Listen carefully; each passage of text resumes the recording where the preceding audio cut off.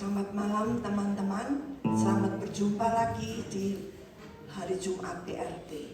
Kita bersyukur, kita akan memuji Dia. Kita akan memuji Dia dan bersekutu bersama-sama. Mari kita berdoa. Ya Bapa kami yang di dalam surga, kami sungguh bersyukur Tuhan atas kasih cinta-Mu, kasih setia-Mu ya Tuhan. Kami masih bisa berkumpul di tempat ini untuk datang untuk memuji nama-Mu, menyembah nama-Mu, dan juga mendengarkan firman-Mu dan juga berdoa bersama-sama. Terima kasih untuk kesempatan ini ya Bapa. Terima kasih juga untuk hadirnya teman-teman bisa datang di sini ya Tuhan. Terutama juga terima kasih Tuhan sudah beri makanan yang enak, nasi Hainan yang enak itu ya Tuhan. Tuhan berkati Nina yang memasaknya nasi Hainan yang enak itu. Terima kasih ya Bapa. Juga Tuhan berkati yang belum bisa datang. Tuhan juga jamah mereka.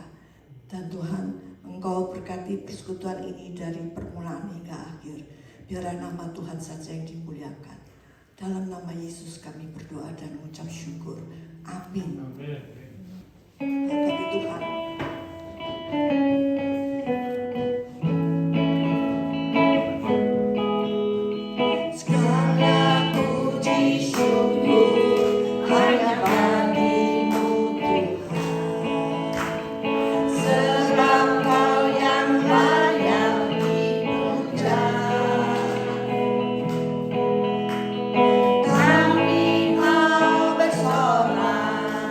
Di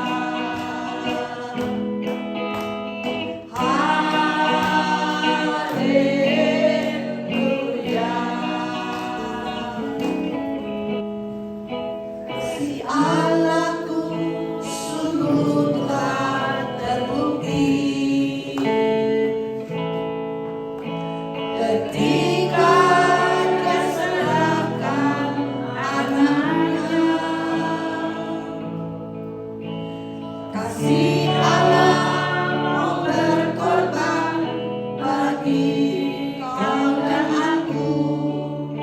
Tak ada kasih seperti kasih-Nya. Kasih Allah, kasih Allahku sungguh telah terbukti. Ketika Dia serahkan anaknya,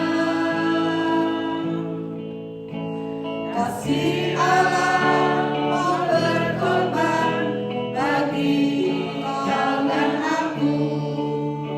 Tak ada kasih seperti kasih-Nya. Bersyukur, bersyukur, bersyukur, bersyukur karena kasih setiamu. Ku sembah, ku sembah, ku sembah dan ku sembah. Selama hidupku ku sembah Kau Tuhan. Bersyukur, bersyukur. Mari kita panggil bersyukur, bersyukur, bersyukurlah, bersyukur karena kasih setiamu. Ku sembah, ku sembah, ku sembah dan ku sembah. Selama hidupku ku sembah Kau Tuhan. Bersyukur, bersyukur, bersyukur, bersyukur, bersyukurlah, bersyukur karena kasih setiamu. Ku sembah, ku sembah, ku sembah dan ku sembah. Selama hidupku ku sembah Kau Tuhan. Selama hidupku ku sembah Kau Tuhan. Mari kita berdoa, saudara. Bapa di sorga, kami mengucap syukur dan terima kasih malam ini kami diberi kesempatan, kesehatan, dan kekuatan boleh berkumpul di rumah-Mu. Kami boleh belajar firman, kami boleh memuji Tuhan, kami boleh bersekutu dengan kawan-kawan seiman, boleh berdoa bersama-sama.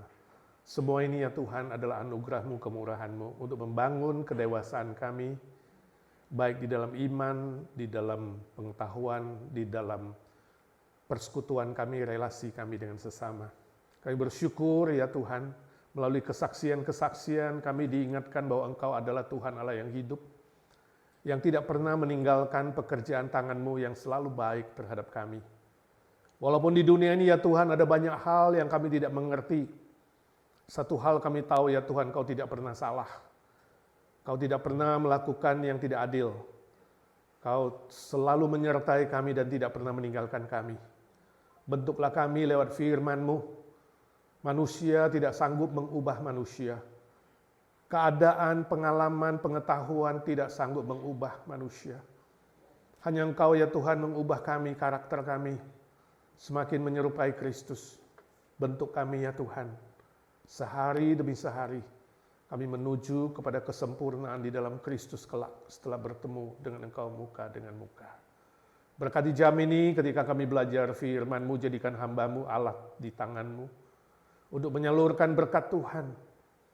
Pakai ya Tuhan hamba yang hina dina ini dan siapkan hati pikiran kami seperti rusa yang rindu akan air yang jernih.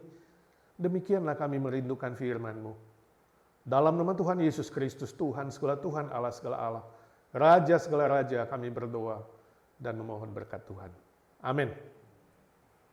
Hari ini kita akan pikirkan sebuah tema dalam pembentukan karakter, namanya menang atas kesombongan. Ya. Atau boleh juga mengalahkan kesombongan, menaklukkan kesombongan, menang atas kesombongan. Ini sebuah target yang menjadi pembentukan karakter hidup kita bersama-sama. Yang pertama, kita diskusikan dulu beberapa pertanyaan. Pertama, apa reaksi saudara terhadap orang yang menganggap dirinya lebih pintar, lebih baik, lebih hebat, lebih cakep, lebih ganteng, lebih kaya, lebih dari orang lain?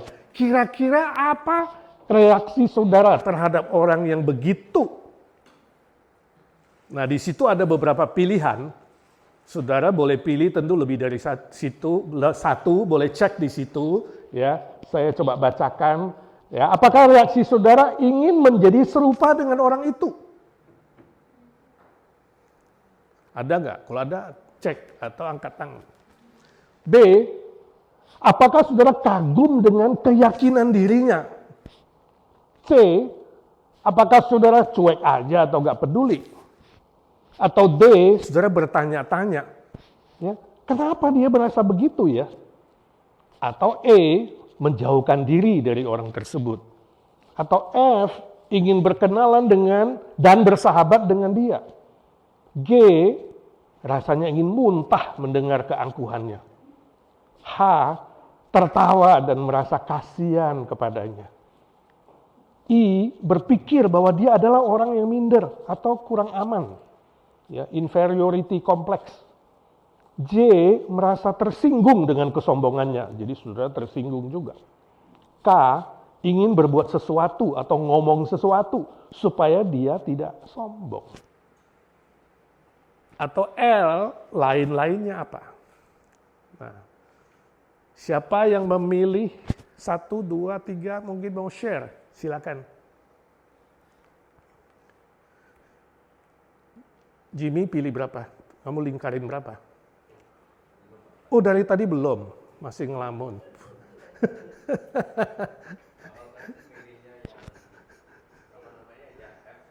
Salah satunya F. Ingin berkenalan dan bersahabat dengan dia. Very good. Kenapa? Karena saya melihat di sini dalam arti konteksnya positif, posibilitas, mungkin kita bersahabat, kita bisa mengenal lebih lagi, mungkin cara berpikir kita yang orang tersebut yang mempunyai cara berpikir beda dengan misalnya saya yang membuat dia lebih pintar. Menganggap dirinya lebih pintar. Oh, you assume-kan dia pintar. Ya, oke, bagus, gak apa-apa. Ingin berkenalan dan bersahabat dengan dia. Ya, bagus. Jadi berarti kamu suka bersahabat dengan siapa saja ya. Jadi kalau yang kurang pintar ingin berkenalan nggak? Bagus. Yang lain? Ada yang lain? Yang mau respon? Mau saya tunjuk? Iko. Yang lain saja. Sungkan ya. Ya. Cilinda. H. H atau A? Tertawa dan merasa kasihan kepada dia. Kenapa?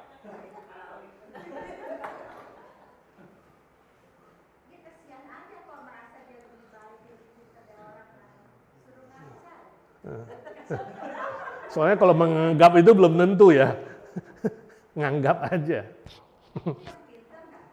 Jadi kalau kesian mau diapain? Bilang sama dia, kesian deh lo, atau gimana ngomongnya Cilin? Atau tetap dicintai? Atau tetap dicintai? Oke, yang lain nggak apa-apa. Ibu Nina D. D itu adalah bertanya-tanya. Kenapa dia merasa begitu? Bertanyanya pada diri sendiri atau bertanya sama dia?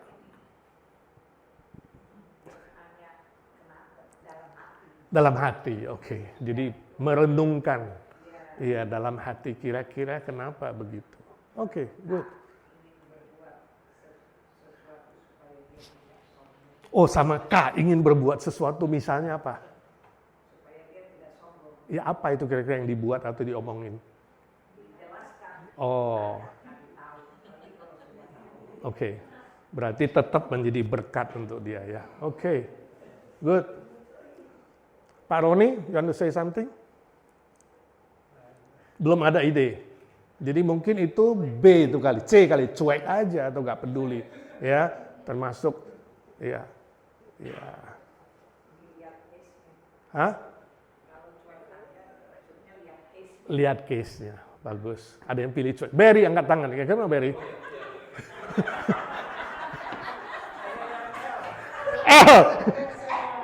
Lainnya apa itu lainnya? Ini anak siapa sih? Wah, ini pikirannya kreatif. Saya udah mikir-mikir, apalagi udah gak kepikir, Berry kepikir. Ini anak siapa sih? Jadi kira-kira bapaknya siapa gitu ya. Nah, dia memang biasa kalau anak itu ya melakukan sesuatu yang tidak benar, tidak baik, jarang anak itu yang kena getahnya. Kebanyakan bapaknya, betul nggak? Sama orang Kristen kalau berbuat yang nggak baik, katanya Kristen ya kan? Jadi Tuhan yang dipermalukan. Ya, saudara hati-hati. Ada lagi nggak? Cisendi. Nah, bingung. Nggak apa-apa, kita interaksi. C sama E, C menjauhkan diri dari orang itu. Sebel lihatnya, jangan sampai aku ketularan gitu ya. C sama E. E itu adalah, oh ya E, C itu apa ya? Cuek. Cuek, oke. Nggak peduli, oke. Jadi males ya bergaul dengan orang begitu. Tapi kan Tuhan bilang cintailah setiap orang. Belajar, perlu belajar, nggak mudah ya. Cigyok, duduk paling belakang, saya mau tahu dia tidur apa enggak. Apa? C aja. C bodoh. Cuek aja lah. Ya. Yang penting makan dessert dulu. Ada lagi? Suryo. Jimmy itu Suryo angkat tangan.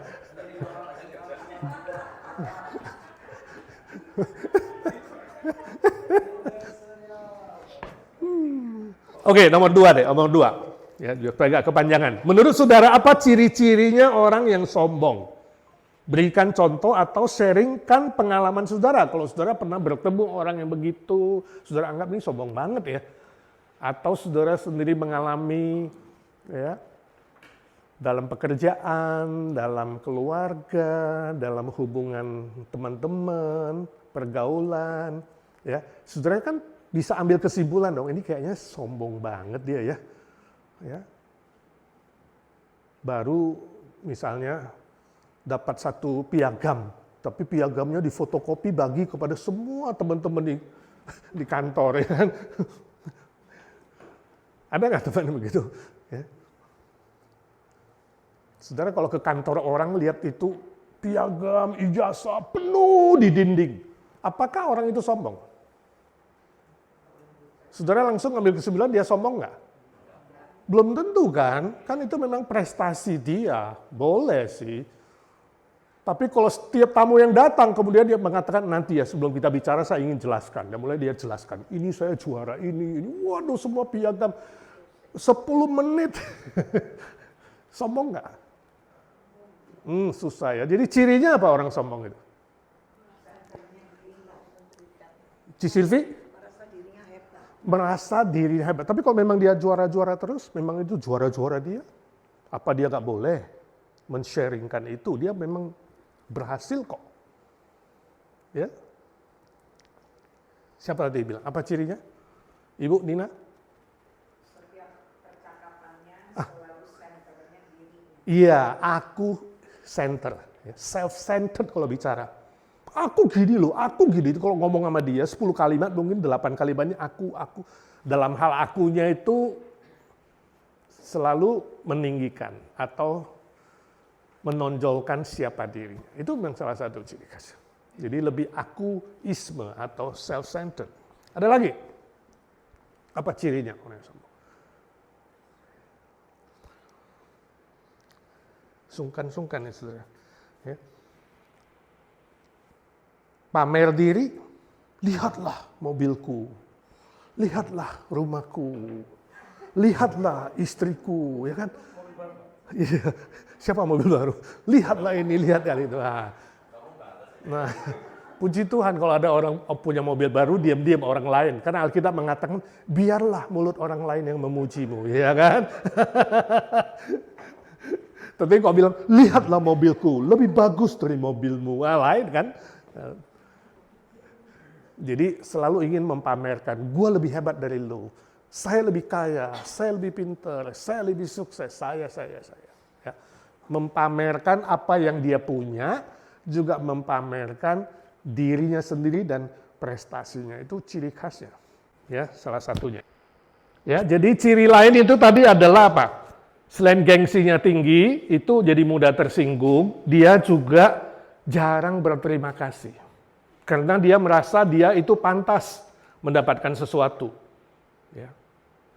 Dia pantas kalau dia ke gereja itu dia sudah harus dapat makan, ya, dapat servis, dapat A, dapat B. Jadi kalau kurang puas dikit malah tersinggung. Kok hari ini makanannya gak seenak yang minggu lalu ya, nasi Hainam misalnya itu. Dia lupa selama di agensi mungkin gak pernah bawa makanan, bisa kan? Jadi dia merasa dia pantas, dapat, dia jarang sekali mau say thank you. Itu menunjukkan sebuah ciri khas tinggi hati. Sebaliknya apa? Yang mirip dengan itu, orang yang sombong bukan saja sulit atau sedikit atau jarang berterima kasih, juga jarang sekali say sorry kalau dia salah. Berat hatinya, berat mulutnya untuk mengaku kesalahan dia. Ya, oh ini salah saya minta maaf ya. Ya, biasanya masih apa? Membela diri. Self defense-nya itu kuat. Ya, dalam bahasa psikologi ini defense mechanism-nya sangat kuat. Itu beberapa ciri. Nah, kalau defense mechanism-nya kuat, ya, bela dirinya kuat, itu ada efek lain, yaitu apa? Kalau ada sesuatu yang tidak beres, blame orang lain, blame game. Ya, blame game. Ini gara-gara apa ini? Siapa ini? Ya, cari kambing hitam kalau bahasa Indonesianya. Bila perlu nggak ada lagi yang hitam, atau yang sudah hitam pun dihitamkan lagi. Ya, blame game. Ini ciri-ciri sebenarnya adalah tanda kutip penyakit dari tinggi hati atau kesombongan. Nomor 3, bila kesombongan adalah sebuah penyakit, tanda kutip, penyakit mental, penyakit rohani, bagaimana cara menyembuhkannya kira-kira? Ya tentu harus melihat tadi ciri-cirinya dan kita harus menanganinya sesuai dengan ciri-ciri itu, dengan sebaliknya, ya kan? Kalau dia susah say thank you, kita ajarin dia say thank you. Makanya anak-anak kita didik kan, ayo say thank you nih, walaupun terima sedikit aja kebaikan, say thank you, ya kan? Kalau salah say sorry, dilatih, ya, dilatih sampai ke situ, ya, dilatih ketemu lagi, misalnya nggak punya pengenalan diri, minggu lalu kita sudah belajar tentang pengenalan diri, mendidik dia untuk belajar mengenal diri. Nilaimu bukan dari benda, ya kan? Nah, saya tanya saudara, kalau saudara pakai tas buatan China, ya, handbag ya ibu-ibu ya, handbagnya MIC made in China, biasa aja kamu. Tiba-tiba minggu depan hadiah ulang tahunmu adalah Louis Vuitton, ya, sebelumnya adalah cap gentong. Tiba-tiba dapat Louis Vuitton, kira-kira kalau kamu jalan ketemu orang lebih percaya diri nggak? Ibu-ibu yang jawab, ibu-ibu. Hah? Atau biasa aja? Nah ini menunjukkan kalau saudara merasa dengan pakai Louis Vuitton, ya, mobil apalagi BMW, ya, lalu bajunya apalagi yang merek mahal apa sih ya Bu baju? Hah? Aero, Gucci, pokoknya mahal-mahal lah, Hermes atau Herpes, tas bisa apa aja lah, ya, pokoknya high class punya benda. Kalau high class punya benda membuat saudara lebih bernilai, ya, jalannya juga lebih mantap, bicaranya juga lebih angkat kepala. Nah ini tanda-tanda saudara, saudara tidak memiliki self esteem, pengenalan diri yang baik, sehingga saudara menilai harga dirimu dari benda, bukan dari apa? Kacamata Alkitab, bahwa kamu diciptakan Tuhan. Minggu lalu kita sudah belajar itu, bahwa kamu diciptakan segambar dan serupa dengan Allah, bahwa kamu itu ditebus oleh Kristus, itu nilai kita. Saya selalu bilang anak saya dulu, kamu ingat ya, nilaimu adalah salib Kristus. Jangan minder kalau teman-teman pakai tas yang mahal, kamu biasa aja. Ya, jangan minder. Sebab nilai kamu tidak diukur dengan benda itu, tapi diukur oleh salib Kristus yang sudah menebus kamu. Nah, itu beberapa cara kita handle, menangani, menyembuhkan penyakit inferiority ini atau kesombongan. Tapi apa kata Alkitab? Itu yang mau kita pelajari nomor 4. Apa kata Alkitab soal kesombongan? Kita melihat dari kacamata Tuhan. Kesombongan itu apa menurut Alkitab? Ya, kita baca dulu dari Amsal 16 ayat 5 dan ayat 18. Ya, 1, 2, 3. Setiap orang yang tinggi hati adalah kekejian bagi Tuhan. Sungguh, ia tidak akan luput dari hukuman. Kecongkakan mendahului kehancuran, dan tinggi hati mendahului kejatuhan. Amsal 16, ayat 5, ayat 18. Satu lagi, Matius 23, ayat 12. Ini perkataan Tuhan Yesus sendiri. 1, 2, 3. Dan barang siapa meninggikan diri, ia akan direndahkan.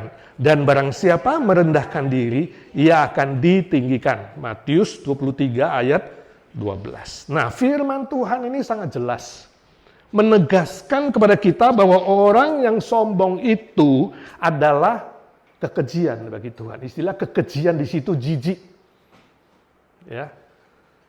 Makanya tadi saya tanya, ada yang pilih nomor G gak? Kalau lihat orang yang sombong, dari mulutnya selalu memuji diri, meninggikan dirinya, yang merasa dirinya lebih hebat, lebih pintar, lebih-lebih. Saudara, ada yang merasa nek gak? Aduh, gue pengen muntah deh kalau dengar dia ngomong. Nah, ini mirip dengan kekejian.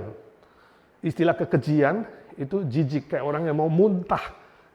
Sebab dengar kata-katanya itu selalu meninggikan dirinya bahwa dia lebih hebat, lebih dari orang lain. Ini menurut Alkitab. Ya, jadi di mata Tuhan, orang yang sombong dan tinggi hati itu adalah sebuah kejijikan. Ya, kotor. Dia akan juga mendapat hukuman dari Tuhan. Kita nggak tahu. Tapi minimal kalau tadi Ibu Nina bilang, aku ingin ngobrol dengan dia, menguatkan dia, mengingatkan dia. Minimal ingatkan. Ya, kamu jangan menyombongkan diri. Sebab firman mengatakan apa? Ada hukuman yang setimpal. Ya. Dan tinggi hati mendahului kejatuhan. Ini persis yang dikatakan Yesus. Kalau kamu tinggikan dirimu, kamu akan direndahkan. Ya. Tapi ingat, waktu saudara belajar rendah hati, jangan juga ada tujuan supaya ditinggikan. Nah, ini juga motifnya nggak benar nih. Ya. Motif dari kenapa lu belajar rendah hati? Supaya nanti gue ditinggikan. Gak usah pikirin itu. Ya. Soal ditinggikan itu. Kayak saudara melayani, gak usah pikirin upahnya. Terserah Tuhan mau kasih upah atau tidak. Yang pasti tanggung jawabmu adalah melayani. Itu maksudnya. Ya. Demikian juga waktu kita belajar, sebaliknya rendah hati, jangan punya tujuan atau motif supaya ditinggikan. Saudara kasih persembahan, jangan punya motif, nanti dikembalikan 9 kali lipat. Jangan. Itu jadi judi-judian sama Tuhan. Ya, kenapa kasih persepuluhan? Ya supaya nanti saya diberkati berlipat-lipat 90%. Nah itu kan ya nggak tepat ya teologinya. Sama. Tapi yang konsekuensi logis yang Yesus ingin ajarkan di sini adalah apa? Kamu jangan tinggikan dirimu. Artinya kamu harus hadapi itu. Kamu harus menangani itu. Kamu harus handle itu. Kamu harus menang atas itu. Kalau tidak, nanti kamu gagal. Kalau tidak, nanti kamu akan direndahkan. Dan kalau sudah terlalu tinggi jatuhnya gimana? Sakit. Bisa pecah. Ya. Seperti Yudas jatuh dari pohon, pecah dia perutnya. Ya. Nah, aplikasinya apa buat kita? Nomor 4 itu. Mata Tuhan. Ya. Minta Tuhan. Ya. Minta Tuhan, ini aplikasi. Jadi berdoa. Mintalah kepada Tuhan, berdoa supaya memberi kita semua kesadaran agar tidak terjangkit penyakit kesombongan. Ya. Semua orang bisa. Pendeta juga bisa. Ya. Kalau pendeta melakukan kesalahan, ditegur, marah-marah, nah itu tandanya sombong, ya kan? Kok marah, salah, bukannya say sorry, kok marah-marah, ya kan? Seperti tadi saya katakan, mudah tersinggung dan marah. Perasaannya tipis sekali. Siapa aja bisa kena, mau imam kek, pastor kek, ya, raja kek, guru kek, profesor kek, nggak kecuali setiap manusia. Kalau kita masih hidup di dalam daging ini, namanya potential sin, di bawah kedagingan kita itu ada potensi bisa jadi sombong. Kita harus minta sama Tuhan, Tuhan beri aku kesadaran. Jangan sampai aku terjangkit ini, penyakit ini, ya, penyakit mental dan rohani. Itu harus minta sama Tuhan. Itu perlu kesadaran. Mulai dari your mind, mindset-nya mulai dari situ. Ya, minta. Kalau memang ada cenderung, aduh, aku kok cenderung tiap kali ketemu teman ini dia. Pernah kamu ketemu orang itu kok ngomong sama dia 10 kalimat, 9 kalimat tentang dia terus. Nah, ini harus hati-hati nih. Tuhan tolong aku ampuni. Dari tadi ngomongnya kok aku pengen berubah, ya. Minta ampun sama Tuhan. Kita mulai kalau ngomong itu perhatikan orang lain, bukan diri sendiri, ya. Itu penting sekali. Misalnya kecenderungan. Atau ada kecenderungan dalam hatimu karena iblis bisa bisik-bisik. Kamu lebih hebat. Coba kalau gak ada kamu, PRT gak jalan. Hati-hati. Coba kalau gak ada kamu, wah gak ada yang masak deh di PRT. Ya, kita semua makan angin. Hati-hati. Kalau dia udah mulai bersih-bisik di hatimu, itu danger itu, ya. Kamu bisa salah-salah menganggap untung ada saya. Di Indonesia kan ada film Untung Ada Saya, yang main si Gepeng kalau nggak salah. Habis main nggak lama, film itu mati dia. Padahal itu main film loh. Saya nggak tahu apakah dalam hidupnya dia justru merasa untung ada saya. Jadi kalau nggak ada saya, wah ini pasti bahaya. Ini pasti nggak beres. Itu pasti. Ya, hati-hati kalau iblis sudah bisikkan itu, kamulah paling hebat. Kamulah paling berjasa. Kamulah yang punya kredit. Danger. Kemuliaan Tuhan mulai dicuri di situ, ya, mulai danger. Saudara harus langsung minta ampun sama Tuhan, ya, itu aplikasinya. Bukan saja minta maaf, minta ampun sama Tuhan, mohon Tuhan yang menyembuhkan. Sebab apa? Pak Edi gak bisa menyembuhkan, kamu sendiri gak bisa menyembuhkan, istrimu, suamimu gak bisa menyembuhkan, orang lain gak bisa. Hanya Tuhan dan kuasanya, kasihnya bisa menyembuhkan saudara. Salib Kristus, darah Kristus itu bisa menyembuhkan saudara dan saya. Amin. Nomor 5. Nah, sekarang kita lihat bagaimana caranya, langkah-langkah apa saja, step-step apa saja menurut Alkitab, kita bisa menang atas kesombongan. Kita bisa sembuh dari penyakit kesombongan. Minimal saya mau bagikan 3 step malam hari ini. Yang pertama, jangan terpancing memuji diri. Amsal 27 ayat 1 dan 2. Kita baca sama-sama Amsal 27 ayat 1 dan 2. 1, 2. Janganlah memuji diri karena esok hari. Karena engkau tidak tahu apa yang akan terjadi hari itu. Biarlah orang lain memuji engkau. Dan bukan mulutmu, orang yang tidak kau kenal. Dan bukan bibirmu sendiri. Sangat jelas Amsal Salomo. Ya, Salomo itu diberi hikmat oleh Tuhan menuliskan ini. Padahal dia orang punya segala-galanya, bukan? Dia raja, punya kuasa. Dia raja, punya kekayaan. Dia punya kegantengan. Istri plus gundiknya 1000 orang. Gak ada yang bisa saingin sama dia. Ya. Dia punya harta yang hebat. Kerajaannya luar biasa. Istananya mewah.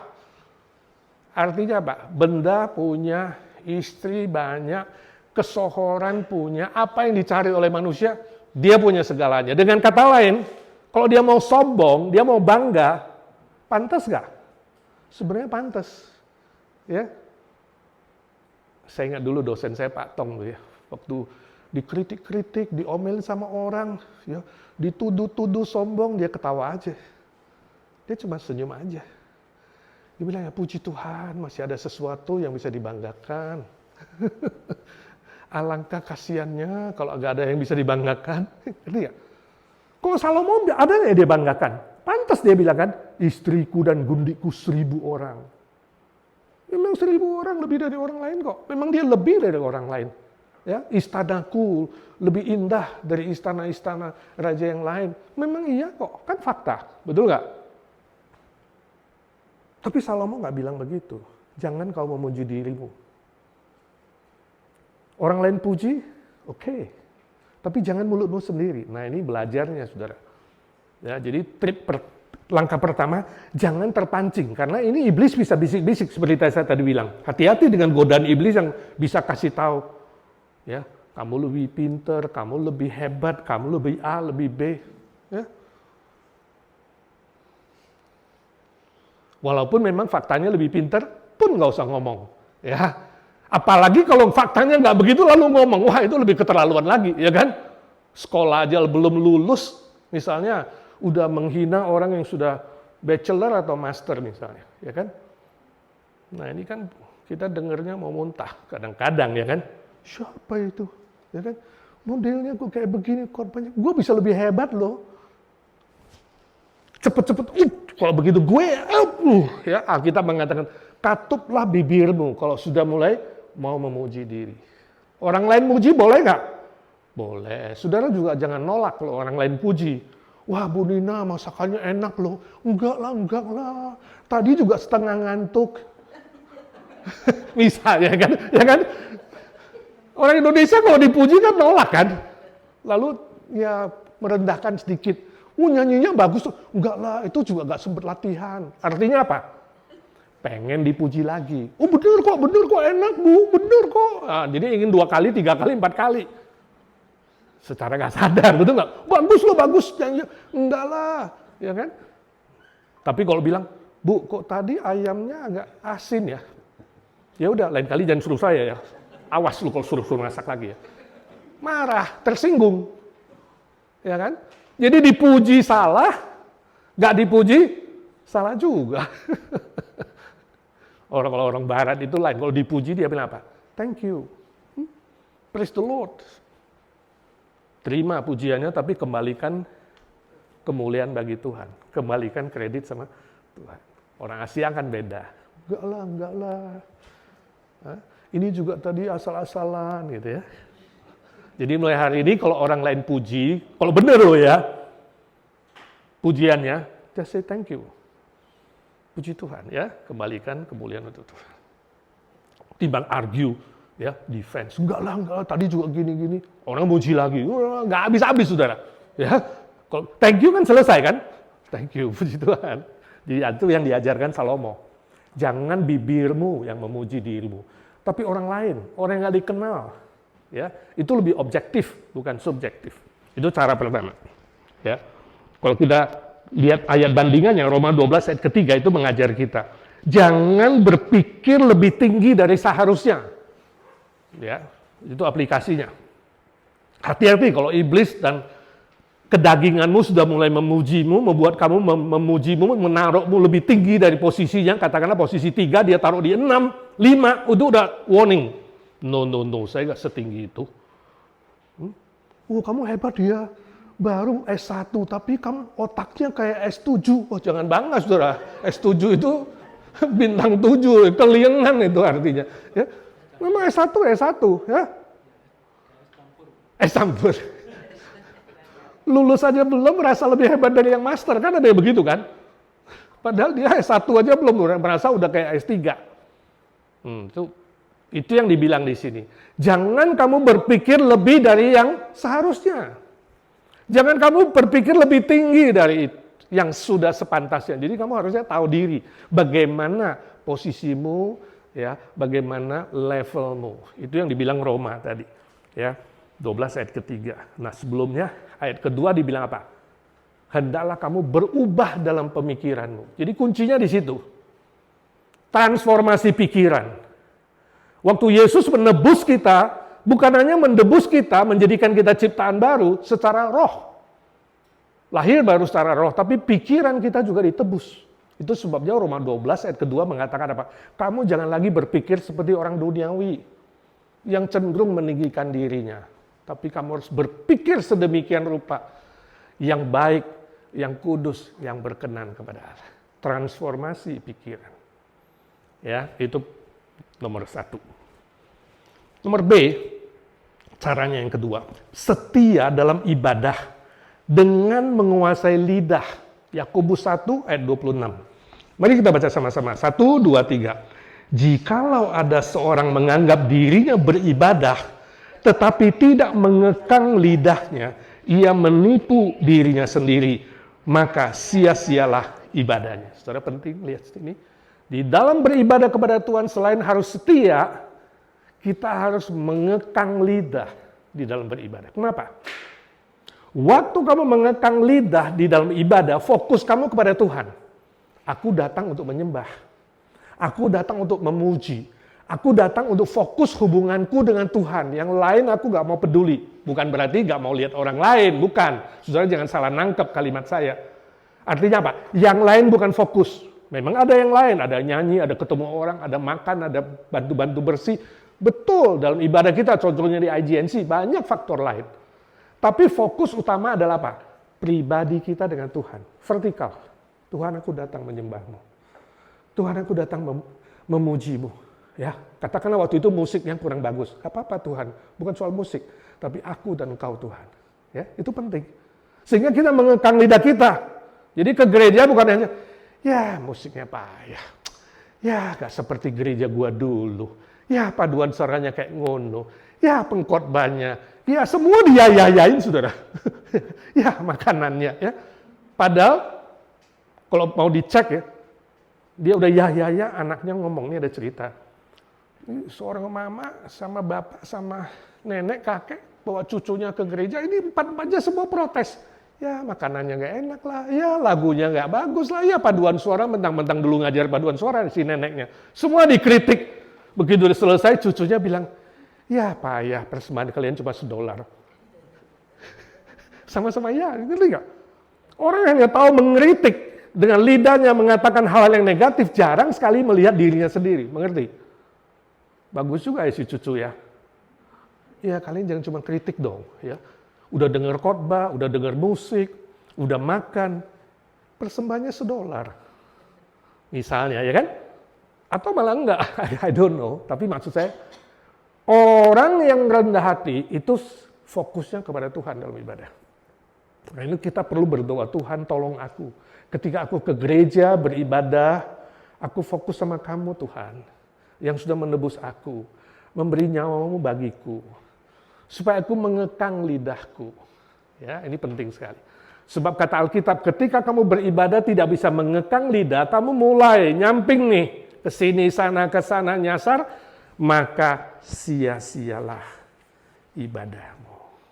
Jadi aplikasinya belajar beribadah dengan fokus kepada Kristus yang memanggil kita setia, ya, menyembah Tuhan, bukan pada diri sendiri, bukan pada orang lain, bukan pada situasi, bukan pada hal-hal lain. Nah, Yesus pernah kasih contoh dalam Lukas 18, saudara pulang kalau baca ayat 9-14 itu cerita tentang dua orang yang pergi ke rumah Tuhan beribadah sama-sama. Farisi dan pemungut cukai. Saudara masih ingat itu? Dua-dua beribadah. Dua-dua berdoa kepada Tuhan. Si Farisi berdoa dengan lantang suaranya. Tuhan, aku tidak seperti pemungut cukai itu. Ya. Aku berdoa seminggu 3 kali. Ya. Aku memberikan persepuluhan. Aku. Dia mulai menyebut dirinya aku. Terakhir, si pemungut cukai cuma menundukkan kepalanya di hadapan Tuhan. Dia berkata, ya Tuhan, ampuni aku, orang yang berdosa ini. Habis itu Yesus tanya murid-muridnya, siapakah ibadahnya yang berkenan kepada Tuhan? Siapakah doanya yang diterima oleh Tuhan? Siapakah ibadahnya, doanya yang berkenan kepada Tuhan? Saya yakin kita bisa jawab, si pemungut cukai yang rendah hati di hadapan Tuhan. Bukan si orang Farisi, walaupun dia punya kelas, dia punya pendidikan, dia punya sosial lebih tinggi, lebih dari si pemungut cukai yang dianggap sampah masyarakat. Tapi Bapa di sorga menerima ibadahnya si pemungut cukai, bukan si Farisi itu. Sia-sia ibadah dia di hadapan Tuhan. Nomor 3, C. Bagaimana caranya menang atas kesombongan atau sembuh? Belajar mengucap syukur dalam segala perkara. 1 Tesalonika 5:18, Kolose 3 ayat 17. Mari kita baca bersama-sama 1, 2, 3.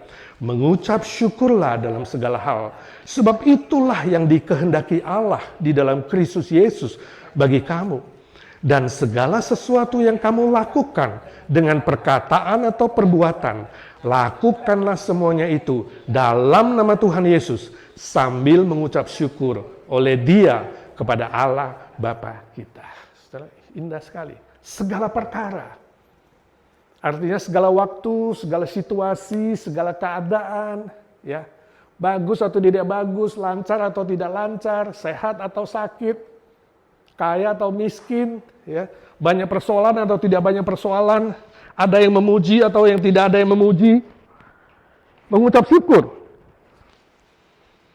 Ya, sebab dengan mengucap syukur itu kamu mengaku, bukan saya, bukan hebatnya saya, bukan kreditnya saya, ya, bukan pinternya saya, bukan usaha saya, tapi semua karena anugerah Tuhan. Jadi belajar berterima kasih kepada Tuhan, mengucap syukur. Dan kemudian Paulus mengingatkan kita di Kolose, baik kita ngomong, bicara, atau baik kita berbuat, selalu ingat nama Tuhan Yesus. Karena waktu kamu ingat, kamu lakukan dalam nama Tuhan, waktu kamu bicara dalam nama Tuhan, pasti kamu tidak sembarangan. Right? Ada orang tanya saya, Pak, boleh nggak sih saya ke Las Vegas itu main jackpot, berjudi? Kan cuma sesekali. Saya bilang sebenarnya orang Kristen nggak bicara boleh nggak boleh, walaupun kita ada tanda kutip ada free will untuk boleh nggak boleh, ya kan? Tapi free willmu udah ditebus atau belum? Poinnya adalah bukan boleh nggak boleh. You harus pikirkan, itu memuliakan Bapa di sorga nggak? Kamu jadi batu sandungan nggak untuk orang lain? Boleh kamu genjreng di sana, ya? Kamu misalnya WL, kamu genjreng, terus yang lewat adalah simpatisan. Jemaat baru yang baru 2 kali ke IGNC, dia lihat, itu kan WL minggu kemarin ya. Kok dia di sini misalnya? Bisa jadi batu sandungan, right? Jadi bukan soal boleh gak boleh. Atau memuliakan Bapa gak? Bagaimana saya tahu saya memuliakan Bapa atau tidak? Kamu bisa gak melakukannya dengan ucapan syukur dalam nama Tuhan Yesus?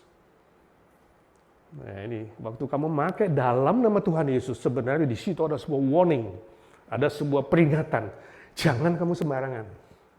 Ya, kamu melakukannya dalam nama Tuhan loh. Artinya Tuhan melihat loh. Tuhan hadir loh di situ. Apakah memuliakan Bapa di sorga? Itu yang dikatakan Kolose ini. Apapun yang kamu lakukan atau kamu katakan, itu haruslah dengan ucapan syukur dan dalam nama Tuhan. Nah, maka kamu mulai berhati-hati dalam berbicara, berhati-hati dalam bertindak, tidak meninggikan diri. Itu caranya. Aplikasinya apa? Mari belajar mengucap syukur kepada Tuhan setiap hari. Begitu bangun pagi, kalimat pertama adalah dalam doamu, Bapa, aku mengucap syukur. Untuk hari yang baru, ya, untuk nafas hidup. Ya. Sebelum kamu minta, belajar mengucap syukur dulu. Mengucap syukur untuk banyak hal. Kalau kamu masih bisa mandi, ada orang mau mandi aja susah kan? Pernah nggak saudara kalau mandi di Amerika itu, saya selama di Amerika belum pernah mati air saudara. Ya, saudara hidup di Amerika saya tanya, mandi pernah berhenti nggak airnya tiba-tiba? Belum ya. Di Indonesia bisa kan? Bisa nggak ada airnya saudara, tuk, hilang. Terus beli air, ya kan? Tapi jarang ya saudara, berapa saudara, saya yakin pasti ada. Setiap kali mandi bersyukur kepada Tuhan untuk air. Bersyukur untuk air mandi, bersyukur untuk listrik, bersyukur untuk internet. Ya. Saya bersyukur. Agak kaget sih, hari pertama punya cucu. Saya bersyukur bangun pagi, saya lihat, di samping saya ada seorang nenek-nenek. Ternyata aku juga sudah jadi kakek-kakek. Bersyukur ya. Saya lihat wajahnya, tapi kok masih kayak remaja ya. Bisa bersyukur segala hal. Nah, kita mulai sensitif. Artinya apa? Kita dilatih hati kita, pikiran kita untuk berterima kasih. Nah, itu melatih kita mulai rendah hati. Bukan aku Tuhan, ini gara-gara Engkau Tuhan. Kalau mau dihitung tadi kayak Ci Silvi, ya kan? Nggak habis-habisnya bersyukur. Dari dalam kandungan mama sampai hari ini. Mana yang ditafsirkan cacat itu? Akhirnya cuantik, bukan main sudah kalau belum lihat waktu muda. Yang kita udah saksikan itu ya kan sama Pak Amri waktu anniversary. Ini 2 bintang film. Anugerah Tuhan. Ya, mengucap syukur dalam segala hal. segala keadaan. Jadi ada sulit dikit, ada problem dikit, ada masalah dikit di bumi yang tidak sempurna, jangan cepat-cepat ngeluh.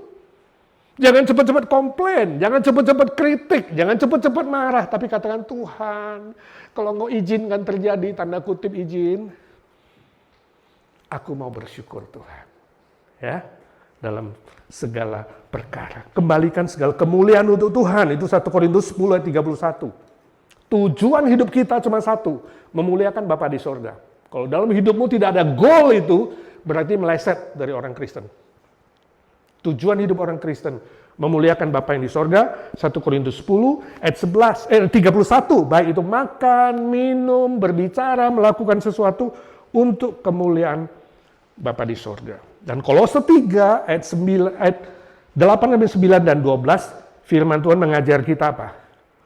Mulai lakukan hal-hal yang baik dan benar untuk orang lain.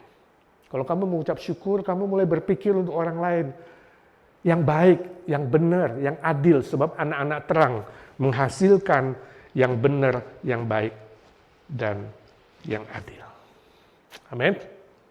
Mari saudara kita lanjutkan dengan doa syafaat. Allah kuasa melakukan segala perkara.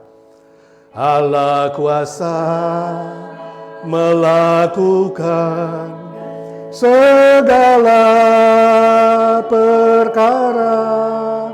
Allahku Maha Kuasa. Dia ciptakan seisi dunia, atur segala masa. Allahku Maha Kuasa. Bapa di surga, kami mengucap syukur dan terima kasih untuk firman Tuhan yang kami pelajari malam ini. Tuhan, tolonglah kami semua bukan hanya menjadi pendengar-pendengar firman saja, tapi kami semua menjadi pelaku-pelaku firman Tuhan. Tuhan, tolong kami sungguh-sungguh mengenal diri kami siapa, nilai diri kami ada di dalam Tuhan Yesus, yang sudah menebus kami, membeli kami dengan nyawa-Mu Tuhan. Supaya hidup kami tidak lagi tergantung kepada dunia, kepada materi, kepada benda. Nilai kami sungguh-sungguh kekal di hadapan-Mu itu menjadi pegangan kami Tuhan. Sehingga hidup kami sungguh-sungguh percaya diri karena percaya kepada-Mu. Hidup menjadi berkat untuk orang lain. Belajar lebih rendah hati, tahu mengucap syukur, tahu berterima kasih kepada Tuhan setiap hari. Dan punya tujuan memuliakan Tuhan lewat perbuatan yang baik, benar, dan adil. Apapun yang terjadi, ya Tuhan. Tolong kami juga fokus kepada-Mu ketika kami beribadah, ketika kami berdoa, ketika kami menyembah Tuhan. Sehingga dari bibir mulut kami tidak sembarangan mengeluarkan kata-kata yang meninggikan diri, meremehkan orang lain atau menjatuhkan orang lain. Tapi hidup kami menjadi berkat yang nyata. Malam hari ini kami berkumpul bersama ingin berdoa syafaat Tuhan. Beri kami hati yang beriman, beri kami kekompakan, kesepakatan, sehingga doa-doa kami tidak terhalang kepada Tuhan. Secara khusus malam hari ini kami mau berdoa untuk Anton Warau, yang kami dengar mamanya telah berpulang ke rumah Bapa di sorga. Kami bersyukur ya Tuhan, bahwa dia ada di dalam anugerah-Mu, pemeliharaanmu sepanjang hidupnya. Tuhan, kami berdoa untuk Anton dan keluarga dan semua keluarga yang ditinggalkan, supaya Tuhan menghibur dan menguatkan. Berkati proses kedukaan dan kremasi yang segera akan dilakukan. Melalui peristiwa ini seluruh keluarga lebih mengasihi Tuhan. Lebih mencintai Tuhan dan belajar menghargai hidup yang masih diberikan oleh Tuhan. Untuk digunakan bagi kemuliaan-Mu ya Tuhan.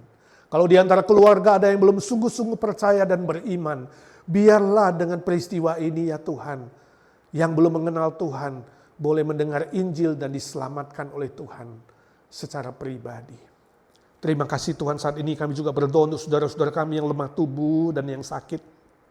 Kami terus berdoa untuk Lilia, saudara kami, mohon belas kasihan Tuhan dan menyembuhkan semua sakit penyakitnya.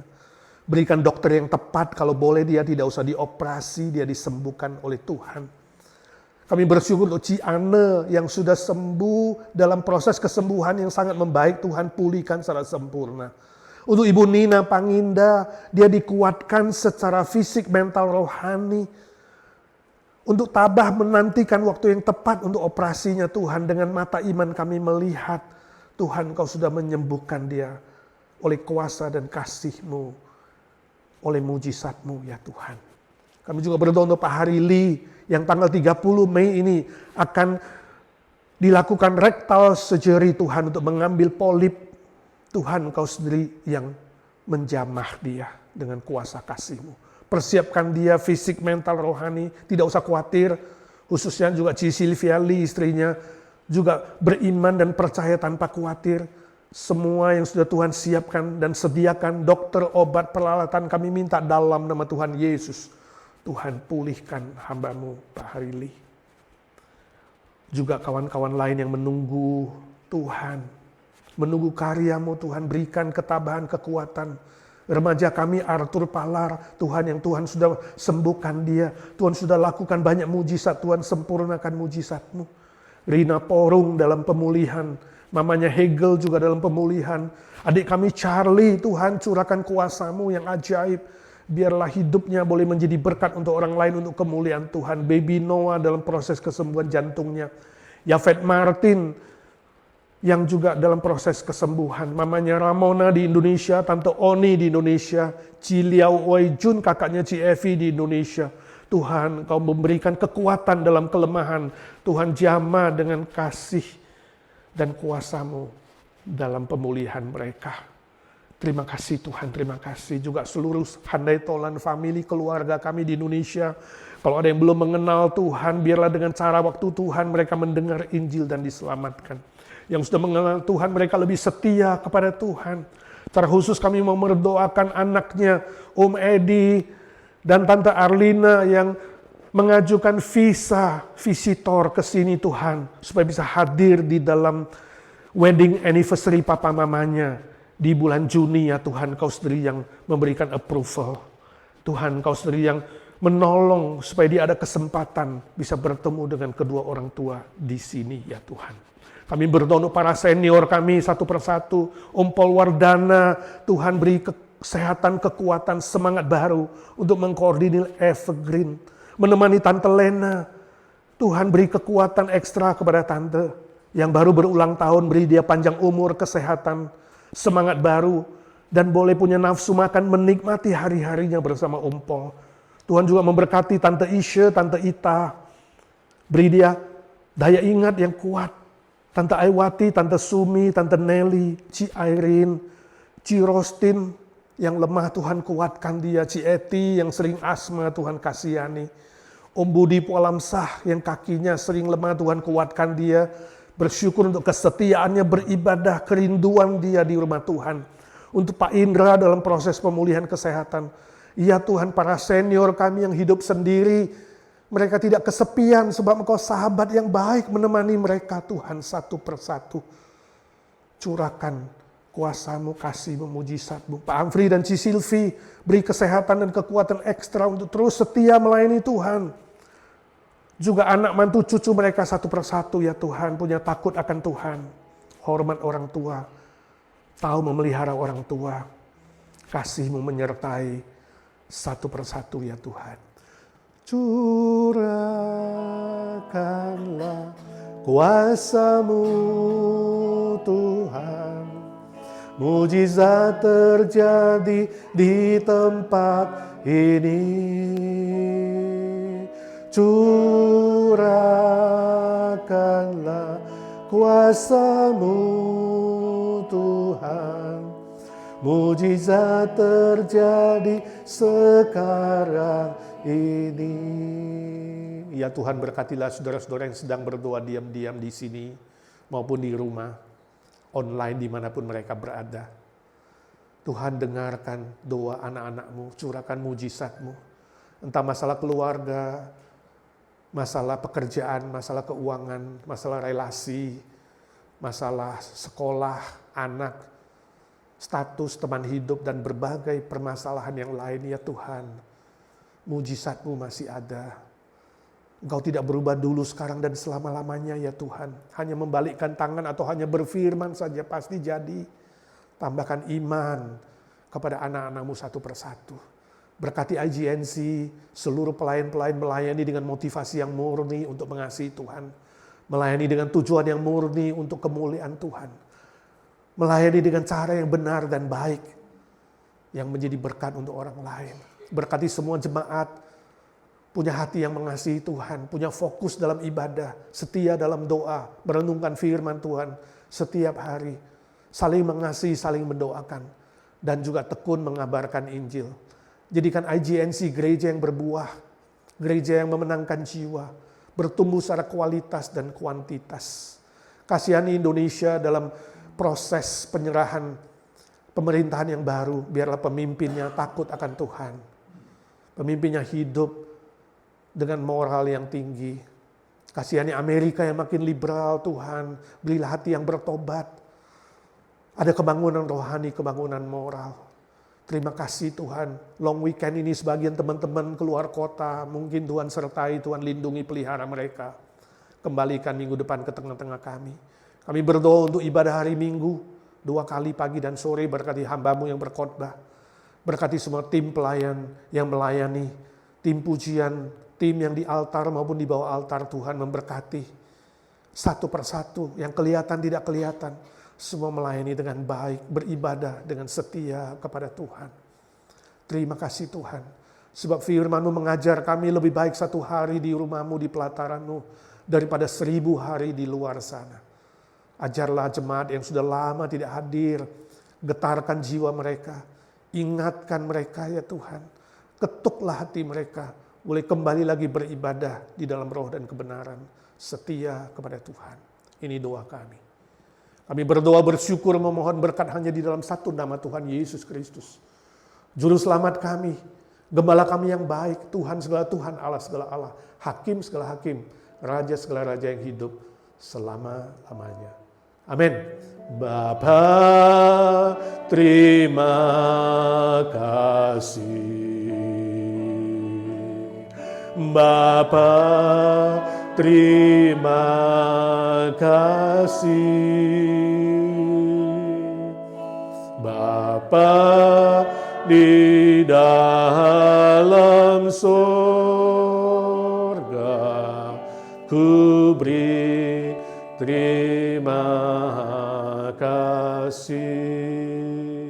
Amin.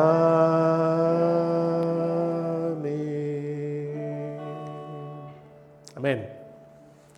Saudara, hari Minggu tetap kita ada ibadah 2 kali, pagi jam 11, sore jam 6. Mari datang beribadah bersama-sama dengan hati yang mengasihi Tuhan.